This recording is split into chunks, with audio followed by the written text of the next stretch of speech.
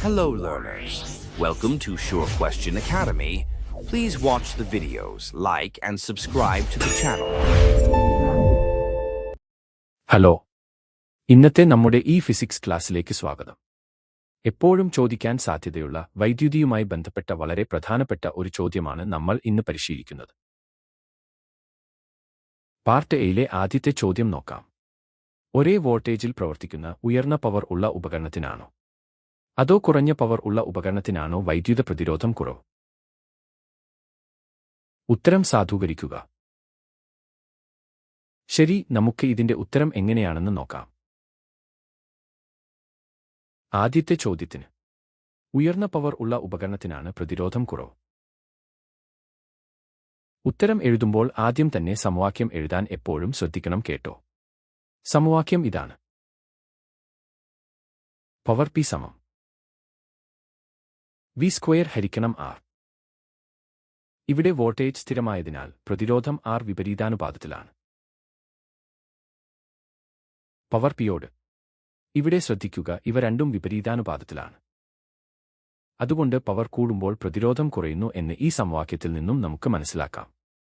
മുഴുവൻ മാർക്കും ലഭിക്കാൻ ഈ കാരണം എപ്പോഴും എഴുതണം. അടുത്തതായി രണ്ടാമത്തെ ചോദ്യം. 400 വോൾട്ട് 1600 വാട്ട് എന്ന് രേഖപ്പെടുത്തിയ ഒരു ഉപകരണത്തിൽ 200 വോൾട്ട് നൽകുമ്പോൾ അതിലെ പവർ എത്രയാണെന്ന് കണക്കാക്കുക. നൽകിയിട്ടുള്ള വോൾട്ടേജ് വി സമം 400 വോൾട്ട്, പവർ പി സമം 1600 വാട്ട്.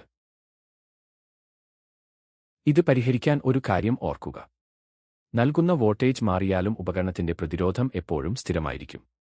അതിനാൽ ആദ്യം നമുക്ക് ഉപകരണത്തിന്റെ സ്ഥിരമായ പ്രതിരോധം ആർ കണ്ടുപിടിക്കാം. പ്രതിരോധം ആർ സമം വി സ്ക്വയർ ഹരിക്കണം പി. ചോദ്യത്തിൽ നൽകിയ വിലകൾ സമവാക്യത്തിൽ നൽകുമ്പോൾ 400 ഗുണിക്കണം 400 ഹരിക്കണം 1600. ഇവ ഗുണിക്കുമ്പോൾ 1,60,60,000 എന്ന് ലഭിക്കും. ഹരിക്കണം 1600. ഇത് ലഘൂകരിക്കുമ്പോൾ നമുക്ക് വളരെ കൃത്യമായി 100 ഓം എന്ന് ലഭിക്കും. കണ്ടില്ലേ, ഇതാണ് ഉപകരണത്തിന്റെ സ്ഥിരമായ പ്രതിരോധം. ഇനി 200 വോൾട്ട് നൽകുമ്പോഴുള്ള പുതിയ പവർ പി ഡാഷ് കണക്കാക്കണം. പുതിയ പവർ പി ഡാഷ് സമം വി ഡാഷ് സ്ക്വയർ ഹരിക്കണം സ്ഥിരമായ പ്രതിരോധം ആർ. പുതിയ വോൾട്ടേജും നമ്മൾ കണ്ടുപിടിച്ച പ്രതിരോധവും നൽകുമ്പോൾ 200 ഗുണിക്കണം 200 ഹരിക്കണം 100. ഇത് ഗുണിച്ചാൽ 40,000 എന്ന് ലഭിക്കും. ഹരിക്കണം 100. ഇത് കണക്കാക്കുമ്പോൾ നമുക്ക് 400 വാട്ട് എന്ന് കിട്ടും.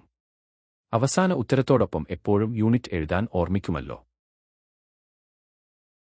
അല്ലെങ്കിൽ നിങ്ങൾക്ക് പാർട്ട് ബിയിലെ ചോദ്യത്തിന് ഉത്തരം നൽകാം. ഇത് ഊർജ്ജവുമായി ബന്ധപ്പെട്ട വളരെ സാധാരണമായ ഒരു ചോദ്യമാണ്. ചോദ്യം ഇതാണ്: ഒരു വീട്ടിൽ 60 വാട്ട് പവർ ഉള്ള 4 ബൾബുകൾ ദിവസവും 3 മണിക്കൂറും 40 വാട്ട് പവർ ഉള്ള 6 ബൾബുകൾ ദിവസവും 4 മണിക്കൂറും ഉപയോഗിക്കുന്നു. 30 ദിവസത്തേക്ക് അവ ഉപയോഗിച്ച ആകെ ഊർജ്ജം കണക്കാക്കണം. നമുക്ക് പാർട്ട് ബി സോൾവ് ചെയ്യാം.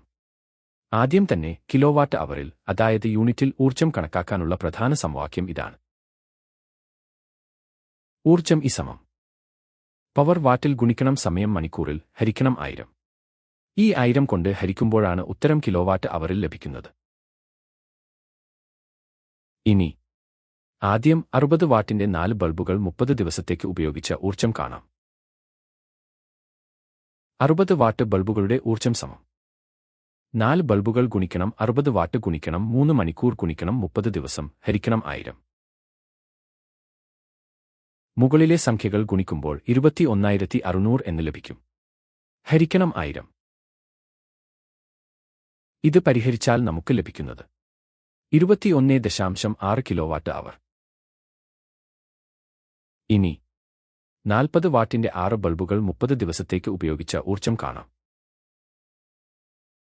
40 വാട്ട് ബൾബുകളുടെ ഊർജ്ജം സമം 6 ബൾബുകൾ ഗുണിക്കണം 40 വാട്ട് ഗുണിക്കണം 4 മണിക്കൂർ ഗുണിക്കണം 30 ദിവസം ഹരിക്കണം 1000.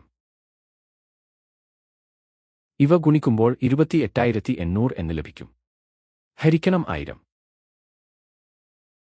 ഇത് പരിഹരിച്ചാൽ നമുക്ക് ലഭിക്കുന്നത് 28.8 കിലോവാട്ട് അവർ.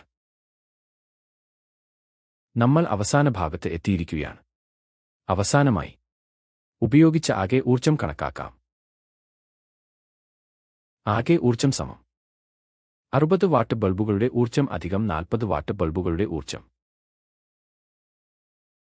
നാം കണ്ടെത്തിയ വിലകൾ നൽകുമ്പോൾ 21.6 അധികം 28.8.